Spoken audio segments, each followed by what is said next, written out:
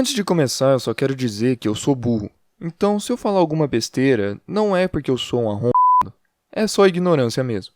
Então, se você quiser, corrija o meu erro nos comentários. E vai ter spoiler também, tá? Divirta-se. Ferida da Netflix é um Rocky Balboa bem mais ou menos. Digo isso porque os moldes básicos de um lutador que tá na pior, que é duvidado por todos, recebe uma oportunidade, faz uma performance muito boa, mas acaba perdendo no final, são os mesmos. Porém, os elementos que tornaram Rocky um filme tão especial são os que tornaram Ferida um filme tão meia-boca. Em qualquer narrativa, ter um protagonista bem desenvolvido é crucial para o engajamento do público. Se o protagonista não nos cativa, nós não ligamos para ele. E se nós não ligamos para ele, nós não ligamos para a história dele. Ferida faz o mínimo para que nós não fechemos o filme, mas não o suficiente para chorarmos no final dele. Quando vemos Rocky Balboa, nós temos 40 minutos mostrando quem ele é antes dele receber a proposta da grande luta. Vemos ele ter que se sujeitar a péssimas lutas por pouco dinheiro, ser desrespeitado na academia, além de ter de trabalhar como um cobrador de mafioso.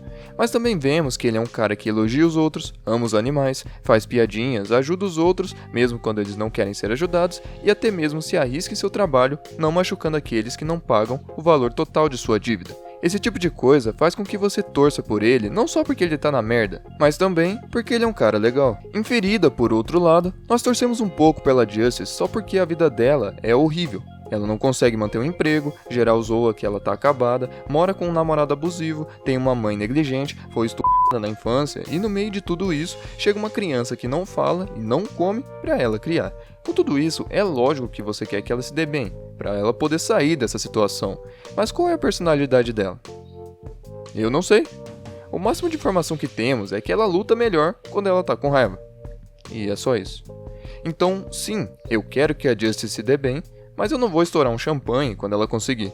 Agora, indo para a estrutura do filme em si, isso é outra coisa que deixa um pouco a desejar. Como eu já disse anteriormente, no Rock nós temos 40 minutos de desenvolvimento de personagem antes do plot ser apresentado de que o Rock foi escolhido para lutar contra o Apollo Creed porque o adversário original dele se lesionou, não conseguiam achar um substituto, então criaram a narrativa de que a América é a terra das oportunidades para poder dar a um desconhecido a chance pelo cinturão, além do Apollo gostar da ideia de um preto batendo num branco. Em Ferida, após 10 minutos de filme, a Justice já chama a atenção de um promoter do evento Invicta, após bater em uma outra lutadora. Passa um tempo de desenvolvimento, para então mais uma parte do plot ser revelada de que a Justice vai lutar pelo título. Ou seja, ao invés de dizer quem são os personagens para depois contar a história deles, Ferida prefere misturar as duas fases, o que poderia até ter funcionado se feito da maneira correta, mas aqui, com certeza não foi. Além do que esse plot foi um pouco forçado. Sério mesmo que uma mulher que tá aposentada há 4 anos ganha uma chance pelo título do nada?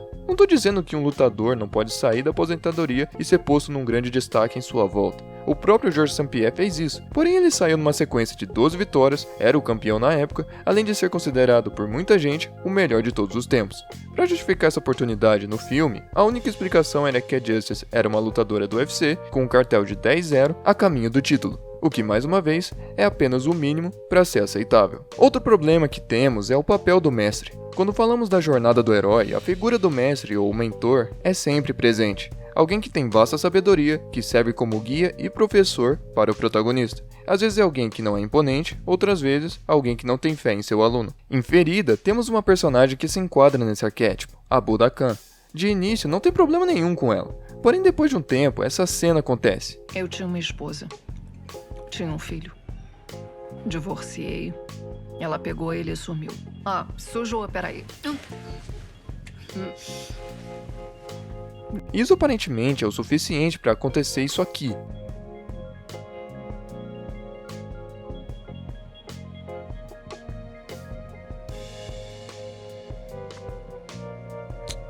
Isso é um negócio que não faz o menor sentido. É como se o Rock pegasse o Mickey em algum momento do filme, tá ligado? Antes daquela cena, não há nenhum indício, nenhuma pista, absolutamente nada que construa o mínimo de clima entre as duas.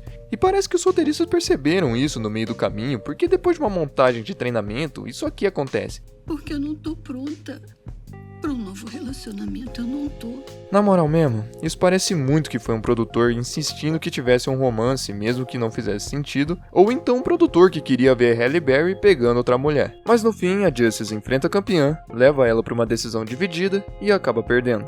Igualzinho ao Rock. Porém, diferente do Rocky, o fim é tão água com açúcar, não só por tudo isso que eu disse, mas por conta da motivação dos personagens. Rocky queria ganhar do Apollo para provar para todo mundo que ele era alguém. O filme inteiro ele era desacreditado e esculachado. Quando ele consegue levar o campeão atual para uma decisão, ele prova para todo mundo que ele era capaz, e assim, que todo mundo é capaz de fazer o que quiser. A Justice, no caso, não era levada pela glória, pela fama ou pela validação. Ela só precisava de dinheiro. Ela já havia se provado anteriormente. Ela só precisava fazer isso de novo, algo que ela conseguiu fazer depois do segundo round. Depois disso, a carreira dela voltou. Então é bem estranho como logo depois que a luta acaba, o filme tenta dizer que o resultado foi ruim. Mas não passa nem um minuto e eles falam o óbvio, de que mesmo com a derrota, o saldo foi positivo. Assim, o filme acaba com um final feliz e o filho dela finalmente falando uma palavra. Mais uma vez, o filme não chega a ser bom, mas também não chega a ser ruim. Não sei se eles acharam que fazer um Rocky Balboa versão feminino e com quase nenhuma pessoa branca seria automaticamente um clássico.